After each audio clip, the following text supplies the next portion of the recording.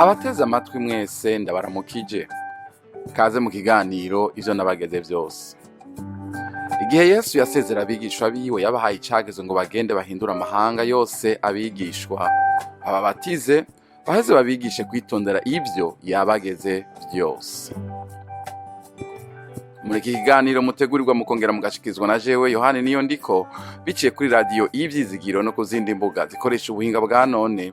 Turigira hamwe kimwe kimwe mu byo Yesu agomba ko tumenya, hanyuma ngo tubigendere bitume dukomeza urugendo rwacu rwo gusa nawe buri munsi. Kaze mu kiganiro cy'uyu munsi. Uyu munsi kandi turakomeza kuvugana kuri ya teme yacu ivuga ngo hahirwa abatekereza kuko aribo bazoragwa isi. Ubushize twavuze ku karorero ka Mose. Uyu munsi shaka turaba akarorero ka Aburahamu. Tuza gusoma Itanguriro igice ca 13, ariko reka nsome umurongo wa 9 wonyene. Haravuga ngo erega igihugu cose kiri imbere yawe, ndakwinginze ngo duhane inta, niwahitamwo kuja ibumoso nanje ndaja iburyo, niwaja iburyo ndaja ibumoso. Imana idufashe cyane. Ubu ni Aburahamu na Loti. Aburahamu yari yitavye umuhamagaro w'Imana. Imana yamubwiye iti va mu gihugu ca so, va mu muryango wa so, uje aho nzokwereka. Aburahamu ajana n'umugore wiwe Sarayi, nawe yari acitwa Aburamu, hama bajana n'umuhungu wabo Loti, bajana n'ivyo batunze vyose, baragenda ngo bashinga amahema hagati y'ahitwa Ibeteri n'Ayi. Ahantu bahari hagera igihe hatera inzara, bahongera muri Egiputa. Bari muri Egiputa baronkerayo imigisha myinshi, nubwo vyaciye mu bwoba, yagize ubwoba, aratinya ati bazonyica kubera Sarayi umugore wanje ari mwiza cane, bagomba kumuntwara. Aca abwira umugore we ati uzuvuge ko uri mushiki wanje kugira ngo bandabe ryiza, hanyuma ntibanyice, aho mbere babimuhera ubundi butunzi bwinshi. Hanyuma igice ca 3 gitangura rero yagarutse umwami w'Egiputa yambwiye ati yakira subirana umugore wawe hogiye n'ugende, jana ivyo vyose vyose kuko Imana yari yabateye ibyago. Imana ihimbazwe cane. Imana dufashe kuvuga ukuri, hanyuma kandi dufashe kwizera ko Imana yacu ari Imana idasanzwe, idufise ko amasezerano ico yakuvuze ko izogishitsa. Kandi Imana iraharira iyo twihanye ivyaha twakoze, kandi twihane abantu baca bugufi twihane. Imana itubabarire cyane kandi dufashe. Ngaho rero igihe cy'imitongano kirageze. Aburahamu aratunze na Loti n'umutunzi, bose n'abatunzi. Amasho yabo n'ibiki byo batunze byose ni byinshi. Abungere babo batangura gushwana. Imitongano ngiyo vurugu. Hanyuma aha twasomye ku murongo wa 9, Aburahamu aravuga ati mwananje, abwira umuhungu ati mwananje, ndakwinginze dutandukane, duhane inta, ntivyoguma kurona turi inshuti, ntitwoguma dushwana, abungere bacu mwe bashwana. Urumva aha ngomba kukwereka iki? Mu gihe cibigoye hakeneye ubugwaneza, hakeneye uguca bugufiya. Akarorero dufise ngaha Aburahamu yatubereye akarorero kadasanzwe. Urumva n'umupapa, uwundi nawe n'umwana wiwe. Aca mushira imbere amubwira ati tanga urutore, nutora iburyo ndaja ibubamfu, nutora ibubamfu ndaja hariya aho utazobutoye. Imana idufashe cyane kuguca bugufiya. Murakubona ubundi nk'iki gihe agira ati we peti ja hariya, wewe hogiye genda, birakurabiye uja genda hariya, reka kuntera icuye. Ariko wewe ngo aca bugufi ati mwana hitamwo. Haba hakeneye ubugwaneza mu gihe c'ingorane, haba hakeneye gushira mu ngiro ijambo ry'Imana ritubwira, rivuga ngo ku vyo gukundana umuntu wese ashira imbere mugenzi we, umuntu wese yumvire ko mugenzi we agize iki amuruta. Wumva umupapa aca afata umwana wiwe Loti nkamuruta, ambwira ati tanga urutore mwana. Ndiko ndasoma aya majambo, ndiko ndayiga ko nabonyemo ikintu kidasanzwe. Kubwira gushira imbere umwana wiwe ati tanga urutore we wahuja hose, kuko Bibiliya tubwira ngo Loti ngo yaciye araba neza araraba hose ngo acabona ahantu hatotahaye ngo hameze nka rya tongo rya Edeni, ngo hameze nko muri Egiputa ku nkengera z'uruzi Nile, ngo hari ubwatsi bwiza hamera hari amazi, aca yitorera ngaho mu biyaya vyerekeye Isodomu n'Igomora niho yaciye atora. Aburahamu nabonyemwo ikintu kidasanzwe, ndasenga ngo tugire amaso abona ibitaboneka, abona inyuma y'umusozi. Aburahamu yarabije amaso y'imwemu, abona Imana ihezagira itaravye canke idafatiye kubiboneka. Loti yarabiye kubiboneka, ariko Aburahamu wewe mu buryo bw'imwemu yabonye kure, yabonye Imana ishobora gukora ibidasanzwe itarabiye kubifadika. Reka mvuge kandi ko n'ukwizera kwatumye Aburahamu areka Loti ngo abe ariwe atangura gutora, kuko yagize ati natora hariya hamera nta ngorane, je ndaja hariya, abona Imana ishobora kumeza ubwatsi ikatobora amariba ahatagira amariba, inka ziwe nawe nyene zikamera neza. Uguca bugufi, ubugwaneza, ubutekereji bufatanye na twiyo, itwiyo dufatanya n'itangi ryuzuye imigisha. Iyo dukoze ico gikorwa co guca bugufiya, co gushira imbere bagenzi bacu, iyo migisha iri muri iriya tangi Imana yatubikiye ica ituzako iyo twiyoroheje. Imana nishimwe cane, Imana ikigomorora amariba yari yugaye tugahezagirwa. Loti rero ngo aca aratora, yihitiramwo hameze neza, urumva arabishije iki? Amaso y'umubiri, amaso yiwe, noneho ngo yitorera muri ivyo biyaya ngo aca atera yerekeza Isodomu n'Igomora. Imana idufashe cane, hari inyungu ziva mu kwizera, nabivuze kandi singomba kubideha. Aburahamu yagize ukwizera, yabonye ibitabonwa n'amaso. Ukwizera niko kwamuteye kubona ibitabonwa n'amaso. Numva ari ibanga ridasanzwe riri muri aya majambo. Woye kuraba kubiboneka, woye kuraba ku vyo abantu bavuze, ku vyo condition urimwo zivuga, ibigaragara bivuga, ariko usenga Imana iguha amaso abona inyuma y'umusozi, ubone ivy'Imana igufitiye hariya, wisunga amasezerano y'Imana. Uguca bugufi, ukwiyorosha, ugutekereza, gushira imbere abandi ni igikorwa co kwizera. Naravuze ngo urufatiye ku Kigiriki n'Igiheburayo Bibiliya yanditswemwo, isezerano rya kera n'isezerano rishasha, ijambo risigura ugutekereza, ijambo ririmwo guheba, ririmwo kuba uwugayitse, kuba mutoya, urumva, ariko harimwo imbaraga, harimwo inkomezi zidasanzwe mu kuba mutoya.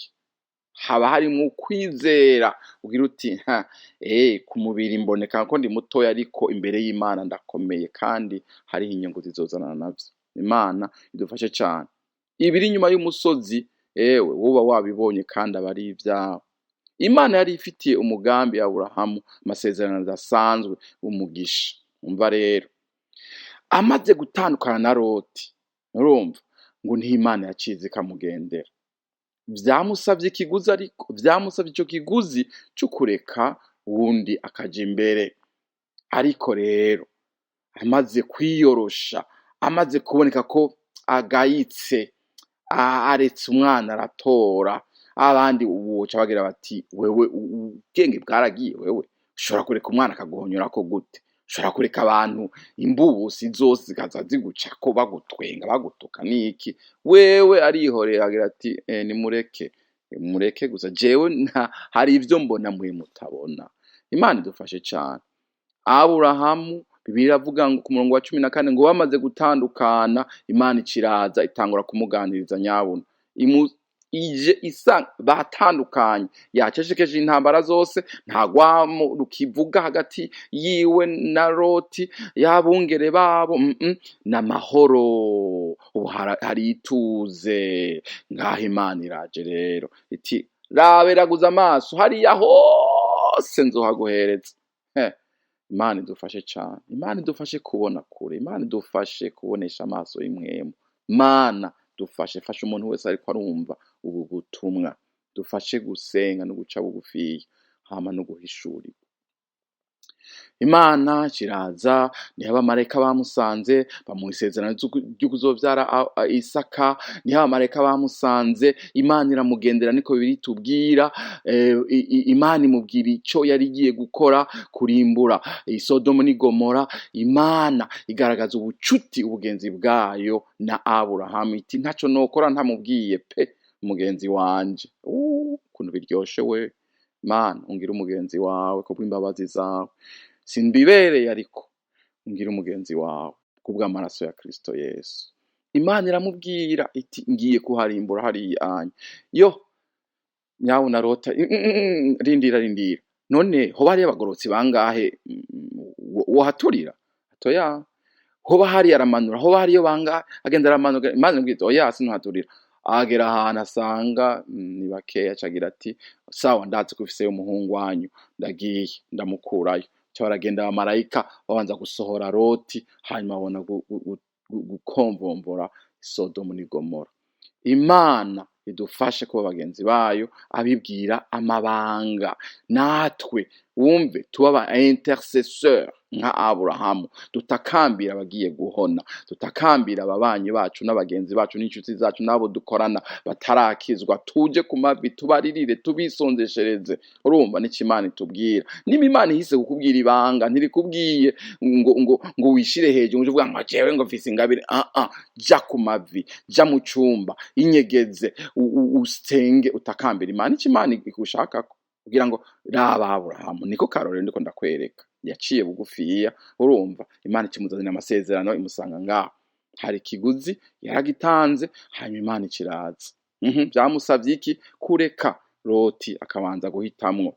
Vyamusavye iki? Vyamusavye kubanza gutandukana na Loti, vyamusavye kubanza gucecekesha, guhoza intambara, ugwanaga n'imitongano bibanze bihagarara. Vyamusavye iki kandi? Vyamusavye kubanza kurangiza izo nduru, vyamusavye kugira iki?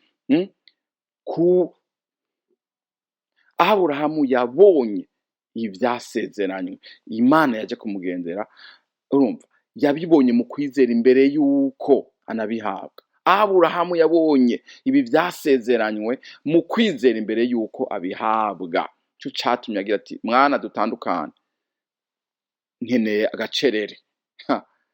Urumvira ibanga ririmo. Iyo ucecetse ugatekereza kuja ahantu ukarindira Imana irakwira. Ariko mu rwamo ntibikunda. Urwamo rw'ivyaha, urwamo rw'urwanko, urwamo rw'abagutuka n'abutuka, urwamo kudaharira, Imana igomba kutubanza kubicecekesha byose, hama Imana ikatugendera. Urumva Aburahamu arabisha amaso y'impwemu, abona ubwatsi butotaye ahantu hatagira ubwatsi butotaye. Urumva ahantu hamarira, Imana Uhoraho ahindura amariba. Uhoraho atuma ahantu h'ubweranyange hagadutse hanezerwa. Uhoraho afise ubushobozi bumubashisha, urumva, guhindura ubugaragwa bukanezerwa. Ahantu hatagira amazi akadudubiza, amasoko akadudubiza. Aburahamu yabonye ivyo mu kwizera. Uhoraho ahindura umuvumo umugisha. Imana umuntu, iyo umuntu arabije amaso yo kwizera abona ivyo abandi batabona. Aho abantu babona ubukene, we wahabona ubutunzi. Urumva iyo umuntu arabije amaso yo kwizera, aho abandi babona ubukene ahabona umugisha. Imana idufashe cane. Aburahamu yarabije ayo maso, urumva, hamabona ivyo Loti atabonye. Yaciye bugufi, abonamwo inyungu zo guca bugufiya zidasanzwe. Imana yaciye imusangaho, imuhindura izina, yitwa Aburamu, imuhindura Aburahamu. Imana yamuhinduriye izina, umugore wiwe yari Sarayi ahinduka Sara. Sara risobanurwa ngo princesse, umwamikazi. Aburahamu risigura ngo se w'amahanga, canke sekuruza w'amahanga. abamarayika baraza baramugendera baganira nawe bamubwira ivyo bari bagiye gukora. Imana yari ifise mission igiye gukora. Imana ihitamo kubanza kuganiriza Aburahamu. Imana niho yamuhereye isezerano aha hantu yamaze gutandukana na Loti, isezerano ryo kuba sekuruza w'amahanga. Pawulo ati yemwe pfuma mwemera kurenganywa hako muja gushengeza bene data imbere y'abatizera. Ati ega birabaho bagenzi muriko muranyumviza, birabaho twemere no kurenganywa. None uja gushengeza mwene data yemera bakurenganye, navyo bibaho. Urugendo rwo kuba Kristo si urugendo rusanzwe. Imana idufashe cane. Yesu nawe aravuga ati bagukubise umusaya umwe itanga n'ubundi musaya bawumashura ikofi. Aravuga ati bakwikoreje umuzigo ngo barenze umusozi umwe barenze n'uwa kabiri. Kuko we ubonamwo kumbure ubonyemwo mu kwizera ko abo bantu ico gikorwa ukoze cyo guca bugufiya gishobora kubazana kwiyumvira hameje bagahava bakizwa. Ariko ibi biragoye, bisaba ubuntu bw'Imana. Ariko ubwo buntu bw'Imana busengere ca bugufiya urondera Imana, Imana izobiduha. Twebwe ntituraba kubiboneka, twoye kuraba kubiboneka, ariko turabe kubitaboneka kuko ari ivyo vy'ibihe bidashira. Hahirwa abatekereza biyorosha, abaca bugufi ko bazoragwa isi. Imana idufashe cane. Hahirwa abashira imbere abandi kuko Imana ihita ibiyereka mu buryo budasanzwe. Imana ihita ikuma irido ikabereka ibiri inyuma ya rido, ahubwo mbere ikanabibahereza. Imana idufashe cane. Haleluya. Amen, amen, amen. Tubifurije umugisha w'Imana mu banyu no mu vyanyu. Naho ubutaha.